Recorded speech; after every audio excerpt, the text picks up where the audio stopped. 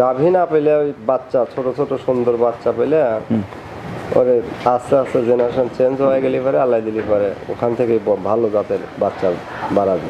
কিন্তু এখানে একটা প্রবলেম আছে ভাইয়া, অনেক বকনা ঠিক মতো হিটে আসে না, এটা একটা গ্যারা। আবার অনেক সময় দেখা যায় যে হিট দিলেও রাখে না।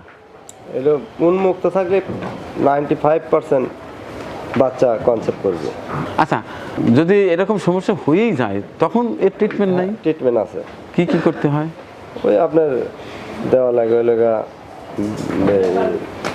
ভিটামিন দেওয়া লাগে, তারপরে দেওয়া লাগে ওই লগা ওই সেল ক্লিন লাগে, অনেকগুলো ওষুধ আছে। ওরা ভেটেরিনারি ডাক্তারের কাছে বললে ওরা যাই ট্রিটমেন্ট আছে আছে সমাধান দেয়। ভালো জাতের গাভী পালতে পারে, বাচ্চা থেকে গাভী পালতে পারে, ডেয়ারিতে লাভ বেশি। তাহলে আপনি আমাকে কি পরামর্শ দেন? আমার ওই জায়গায় কিছু বকনা পালবো? অবশ্যই।